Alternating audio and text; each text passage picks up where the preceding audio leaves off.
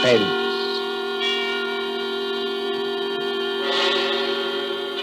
Tonight, Columbia brings you as guest star Hollywood's genial character actor, Stuart Irwin. The story is by the author of The Thin Man and the Maltese Falcon, Dashiell Hammett, one of America's acknowledged masters of the art of suspense. Suspense is compounded of mystery and intrigue and dangerous adventure. In this series are stories calculated to intrigue you, to stir your nerves, to offer you a precarious situation, and then withhold the solution until the last possible moment. Tonight, for instance, Stuart Irwin plays for us a pleasant, easygoing assistant chief of police in a small town who, to everyone's surprise, was instrumental in solving a murder. We trust that with this tale we shall keep you in suspense. For Suspense tonight, CBS presents Stuart Irwin in Two Sharp Knives by Dashiell Hammett.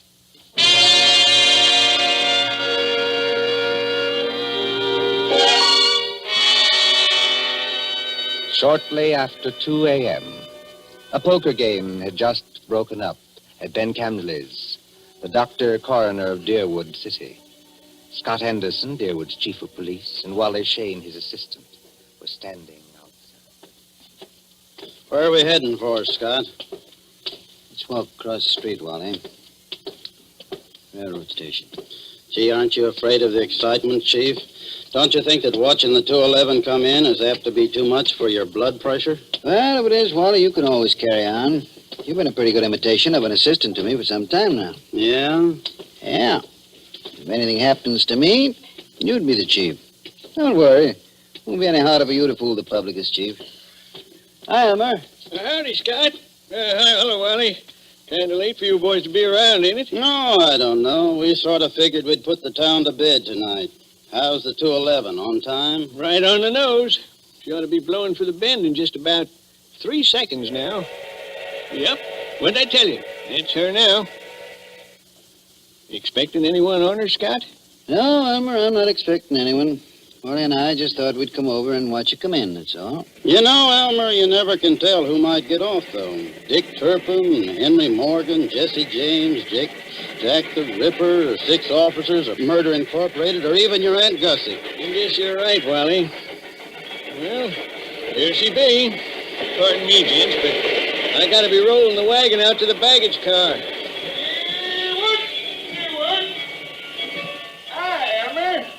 How's it going? Well, I can't complain, Cap. Well, maybe you can't, Elmer, but I sure can if you hold us up with that freight there. You got much more? Nope, this is the last piece now. There you are, Cap. All done. Okay. See you tomorrow, Elmer.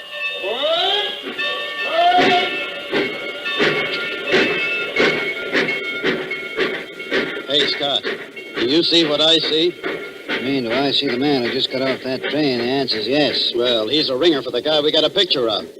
That is the guy. Well, then, what do we do now? We take him, Wally. My car's at the corner of the alley. But, Scott... We'll tail him up the street. Okay, Scott. There he goes now, over toward the taxi stand. Come on. Let's follow him.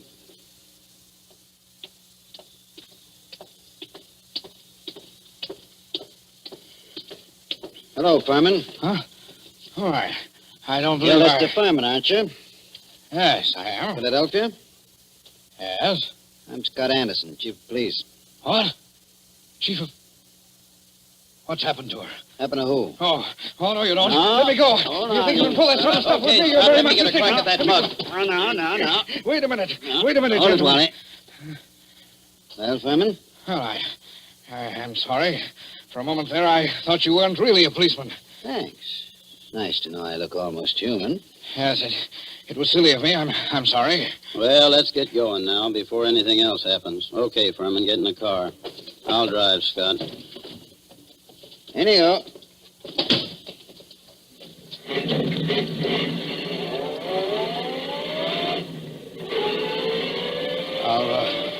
Are you taking me to police headquarters? That's right. What for? Philadelphia? I don't think I understand. You understand that you're wanted in Philadelphia for murder, don't you? Murder? Why, That's ridiculous. That's... Who told you that? Well, it's a cinch he didn't make it up. But wait, there must be... Take some it easy mistake. now. Just wait till we get down to headquarters. And I'll show you what I mean.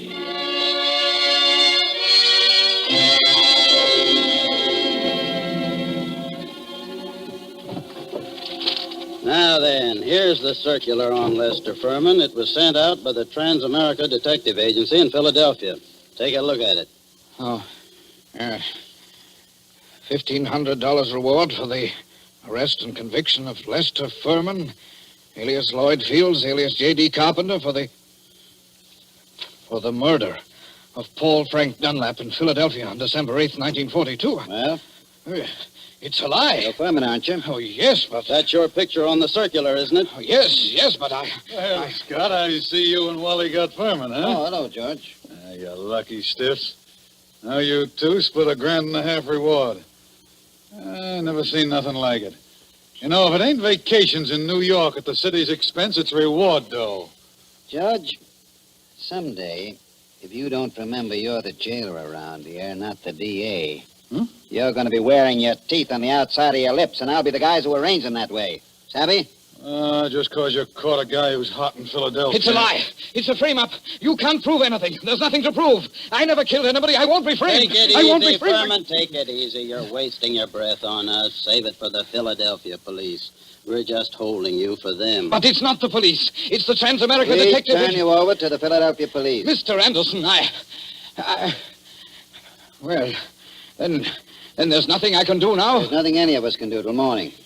We'll have to search you now, then we won't bother you anymore till they come for you. But Wally, you look through his bag. I'll see what he's got in his pockets. Okay, Scott. Well, all he's got on him are some business cards, a few letters, $160, a book of checks in the Philadelphia bank, and a few odds and ends. What's with the bag, Wally? Not much. A couple of changes of clothes, some toilet articles, and... Oh, here's a 38. Loaded. Pretty little thing, isn't it? Okay, put those things in what I got in the vault. All right, George. You can take Furman now and lock him up. this is the most ridiculous Come thing on, darling, come on. We ain't had nobody in our little hooscow for 3 days running. Hey, yeah? You'll have it all to yourself. Just like a suite at the Ritz. But Go on, in you go. I tell you, you're making a mistake. I demand to be allowed to get in touch with my lawyer. Hey, how about you boys cutting me in on a little of that blood money, huh? No, sure, George, sure. I'll forget all about that 2.5 you've been owing me for 3 months. Make Furman as comfortable as you can, George. Take good care of him. He's valuable, huh?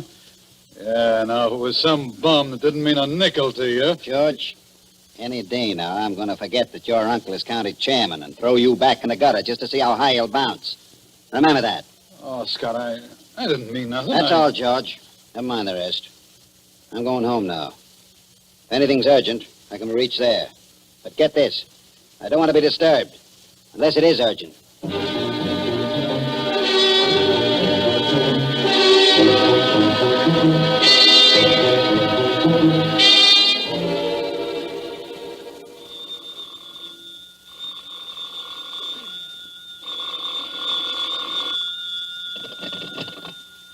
Hello. Scott, this is Wally. Yeah, Wally, what time is it? It's 5 after 6 in the morning, and you'd better come right down, Scott. That fella Furman's hung himself. What? Furman hung himself? Yep, by his belt from a window bar. Deader than a mackerel. I'll be right in, Wally. Phone Doc Camsley and tell him I'll pick him up on my way down. No doctor's gonna do Furman any good, Scott. Well, it won't hurt to have him looked at. You'd better phone the chronic court at Douglasville, too, and file a routine report. Already did that. And what's more, hold on to your seat. The DA's on his way over, in person. The DA? Yeah. I'll be there before you hang up, Wally.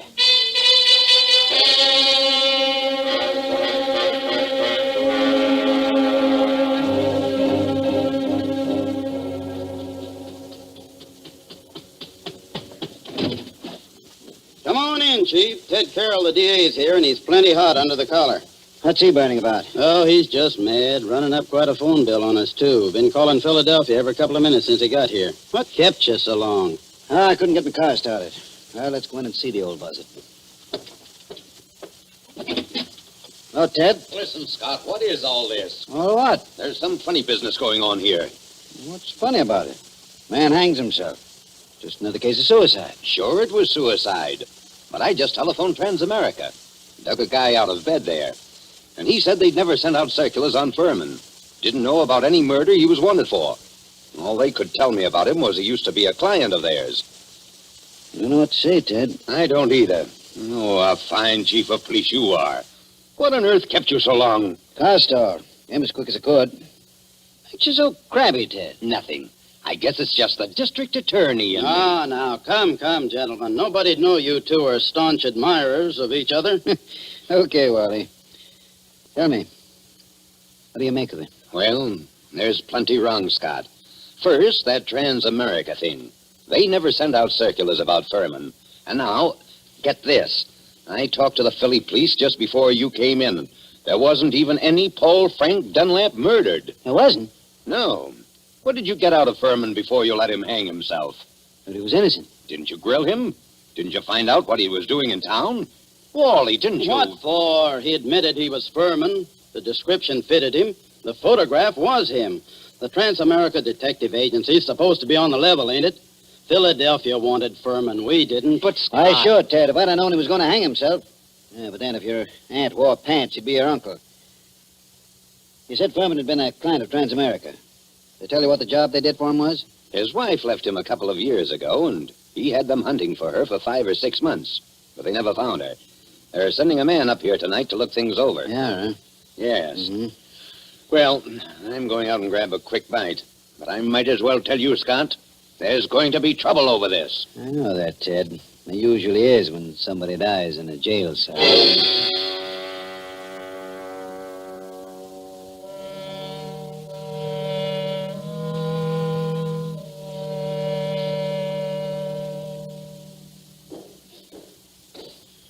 Well, so what's become of that 1,500 fish now, huh, Scott? What happened there last night, George?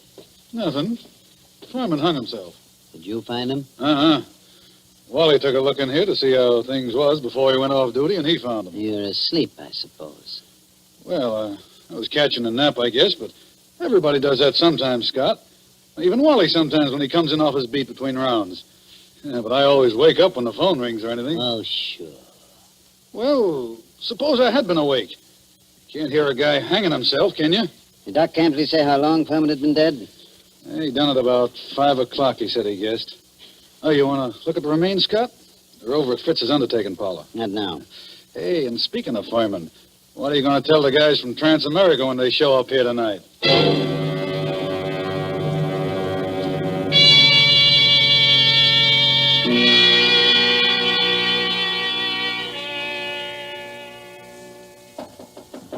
Come in. They told me I'd find you here. You're Chief Anderson, aren't you? Yes, that's right. I'm Carl Riesing, assistant manager of the Transamerica Detective Agency in Philadelphia. This is Mr. Wheelock, who was Lester Furman's personal attorney. Glad to know you, Mr. Racing. How do you do, Mr. Wheelock? How do you do?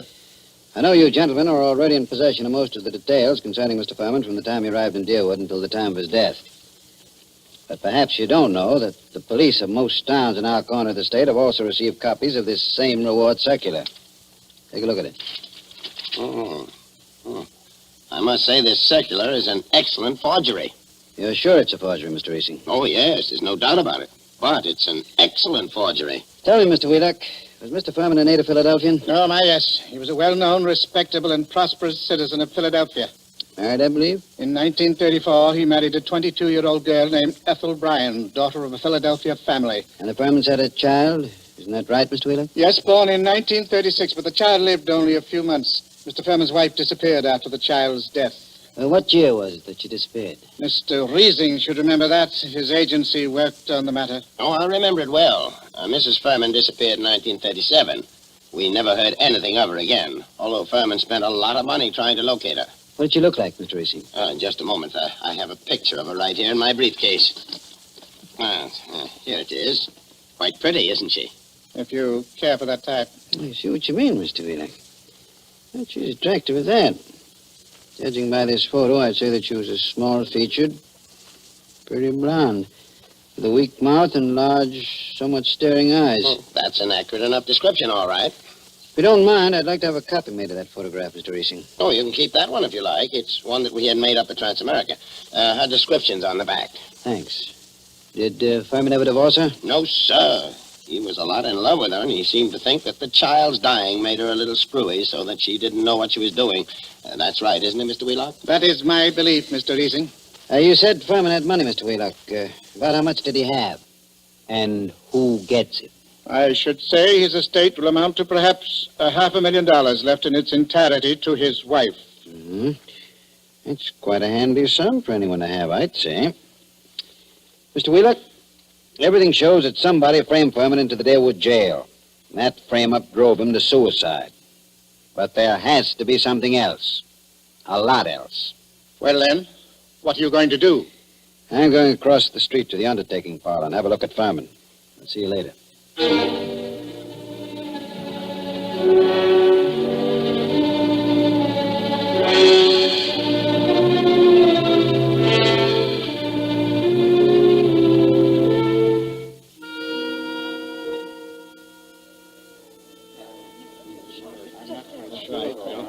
Hello, Doc. Hi, Scott. I figured you'd come over here to the undertaker's pretty soon. What's in your mind, Doc? Let's get out of this crowd. I want to tell you something. I just got rid of 2 guys in my office. Let's go back there. Suits me. 2 of those bruises showed, Scott. What bruises? Furman. Well, up under the hair, there were 2 bruises. Why didn't you tell me? I'm telling you now, Scott. You weren't here when I made my examination. This is the first time I've seen you since then. Why didn't you spill the stuff about Furman's bruises when you were testifying at the inquest, Ben? I'm a friend of yours. Do I want to put you in a spot where people can say you drove this champ to suicide by third-degreeing him too rough? You're nuts. How bad was Furman's head? Well, Scott, that didn't kill him, if that's what you mean. There's nothing the matter with his skull. Just a couple of bruises nobody'd notice, and unless they parted the hair. I thought you ought to know, though. Well, thanks, Ben. Yes, who is it? This is Fritz, the undertaker. Listen, Scott, there's a couple of ladies over here that want to take a look at Furman. Is it all right? Who are they? I don't know them. Strangers. What do they want to see him for? I don't know. Wait a minute. Can't I please see him? Why do you want to see him?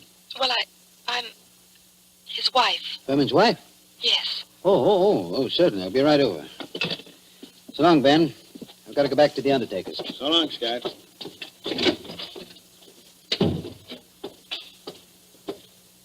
Hey, Scott. What do you want, Wally? I want to talk to you a minute. Over here where we won't be seen. Okay, what is it? A couple of dames came into Fritz's undertaking place just as I was leaving. One of them's Hotshot Randall, a babe with a record as long as your arm. She's one of that mob you had me working on in New York last summer. Does she know you? Sure, but not by my right name. She thinks I'm a Detroit rum runner. I mean, did she recognize you just now? I don't think she saw me. Anyway, she didn't give me a tumble. You don't know the other one? No, she's a blonde, kind of pretty. Okay, Wally. Stick around a while, but stay out of sight. Maybe I'll be bringing these dolls back with me. Whatever you say, Chief.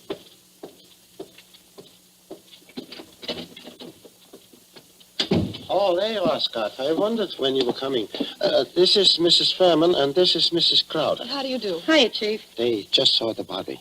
Mrs. Crowder, I thought your name was Randall. What do you care, Chief? I'm not hurting your town any. Don't call me Chief. You city slickers, I'm the town whittler. Thank you for letting me see him. It's all right, Mrs. Furman. But I'll have to ask you and your friends some questions. So if you'll just come across the street to headquarters, we'll get on with the routine.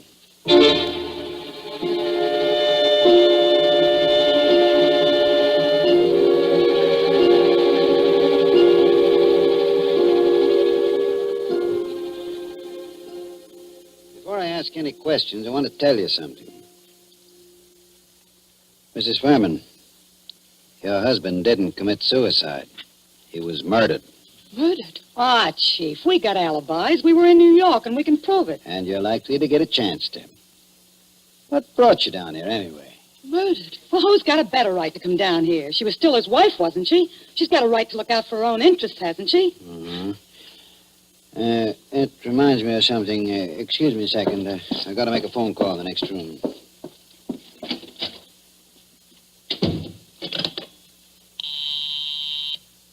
Officer Hamill speaking. This is Scott. Yes? Is Wally around?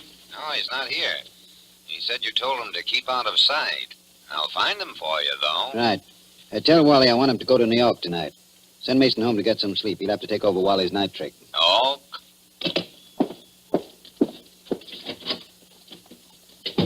Mr. Anderson, do you think I had anything to do with with his death? I don't know, Mrs. Furman. I know he was killed. I also know he left you something like $500,000. Wow. Dollars? Dollars. All right, Chief. Let's stop clowning. The kid here didn't have a thing to do with whatever you think happened. No? No. We read about Lester Furman committing suicide in yesterday morning's paper, and about there being something funny about it. And I persuaded her she ought to come down to deal with Anderson. I wouldn't have done anything to hurt Lester. I left him because I wanted to leave him. I wouldn't have done anything to hurt him for money or anything else. Had I wanted money from him, I would only have had to ask him for it. That's the truth, Chief. For years I've been telling Ethel she was a chump not to tap him. But she never would. I wouldn't have hurt him. Why'd you leave him then? Oh, I don't know how to say it. The way we lived wasn't the way I wanted to live. I wanted... Oh, I don't know what. Anyway, after the baby died, I couldn't stand it anymore. Excuse me. Hello? Oh, yeah, Hammer? You gave Wally the message? Yes, I want him to go to New York tonight. Okay, where is he? Home? He is home, huh? Okay, thanks. Mrs. Furman, this circular that got your husband in the jail. Did you ever see that picture before? No. Why, that can't be. It's a snapshot I have. It's an enlargement of it. Who else has one? Nobody that I know of. I don't think anyone else could have one. You still got yours? Yes. Don't remember whether I've seen it recently. It's with some old papers and things. But I must have it. Well, Mrs. Furman, it's stuff like that that's got to be checked up. Neither of us can dodge it. Now, there's two ways we can play it. Yes? Mrs. Furman, I can hold you here on suspicion until I've had time to investigate things. Or I can send one of my men with you to check up in New York. Yes? I'm willing to do that if you'll speed things up by helping him all you can. If you'll promise you won't try any tricks. I promise. I'm as anxious as All you right, are. all right. How'd you come down? We drove down. We got a great big car. That's my car, see? That big green job across the street. Yeah. Yeah. And my man can ride back with you, but no funny business. Oh, don't worry, Chief. Come on. We're going to see Wally Shane, the man who's going to drive to New York with you.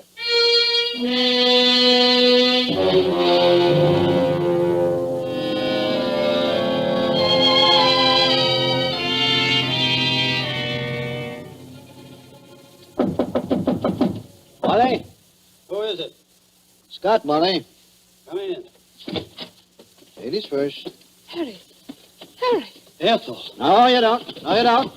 No use reaching with that gun, Wally. Already got you covered. I guess you win, Scott. Yeah, I guess I do. Come along back to headquarters with me like a good little boy. Wally, you're under arrest for murder.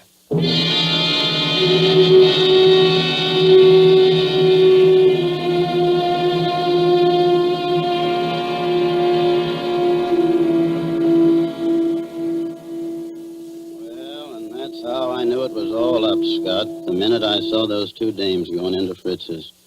Then when I was ducking out of sight, I ran into you, and I was afraid you'd take me over there with you, so I had to tell you one of them knew me. Figuring you'd want to keep me under cover for a little while anyhow. Long enough for me to get out of town. Why didn't you get out, Wally? Well, I dropped in home to pick up a couple of things before I scram, and that phone call of Hamill's catches me, and I fall for it. You see, Scott, I figured you're not on to me yet, and are going to send me back to New York to see what dope I can get out of the dames. Well, you fooled me, brother. I never thought you'd fall for that. Then you didn't just stumble into all this accidentally, did you? No, I didn't, Wally. I figured Furman had to be murdered by a copper. The no-reward circular's well enough to make a good job of forging one. Incidentally, Who printed that Furman circular for you, Wally? Now, I'm not dragging anyone in with me. It was only a poor mug that needed dough. Okay, Wally. You see, I knew only a copper would be sure enough of the routine to know how things would be handled. Only one of my coppers would be able to walk into Furman's cell, bang him across the head, and string him up on the... Those bruises showed, you know, Wally. They did? I guess I should have wrapped 2 towels around that blackjack. No, gee, Scott. I seem to have slipped up on a lot of things. So that narrows it down to my coppers, and... Well, you told me you knew the Randall woman. There it was. Only I figured you were working with him. What got you like this, Wally? Same thing that gets most saps into jams, a yen for easy dough. And I was in New York, see, Scott, working that Dutton job for you, palling around with big-shot racketeers, passing for one of them, and... Yes? Well, I got to figuring that my work takes more brains than theirs, and they're taking in big money, and I'm working for coffee and cakes. That kind of stuff gets you, Scott. Anyway, it got me. Mm-hmm. Then I ran into this Ethel Furman, and she goes for me like a house afire. I liked her, too, see, so that's dandy. But one night she tells me about how much dough her husband's got and how he feels about her, and I get to thinking... Thinking what? I think she's nuts enough about me to marry me. So I got to thinking, suppose he died and left her his role. Mm-hmm. I see. So I run down to Philly a couple of afternoons and look Furman up, and everything looks fine. I took my time working out the details, meanwhile writing to her through a fellow in Detroit. Go on. Finish one. Well, I decided to do it. I sent those circulars out to a lot of places, not wanting to point too much to this one. And then when I was ready, I phoned Furman, telling him to come to Deerwood Hotel that night. And sometime before the next night, he'd hear from his wife, Ethel. I knew he'd fall for any trap that was baited with her. Only I guess I'm not as sharp as I thought I was, Scott. Maybe you are, Wally. Maybe you are. That doesn't always help. Old man Camsley, Ben's father, used to have a saying, to a sharp knife comes a tough steak. Well, sorry you did it, Wally. I always liked you. I know you did, Scott. I was counting on that.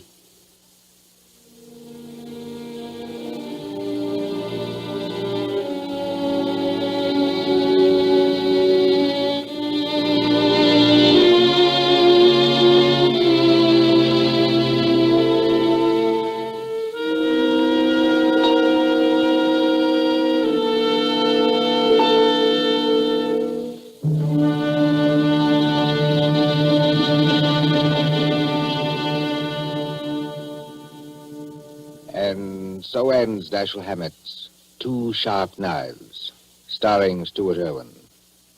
Tonight's story of Suspense. Columbia presents these tales of mystery and intrigue and dangerous adventure for your relaxation and enjoyment. Next week, Suspense will not be heard because of a special holiday broadcast. Columbia's review of the events of the year, 12 crowded months, which has been scheduled. On the following Tuesday, January 5th, there'll be another in this series. Same hour, 9:30 Eastern Wartime. William Spear, the producer, John Dietz, the director, and Bernard Herrmann, the composer-conductor, are collaborators on Suspense. This is the Columbia Broadcasting System.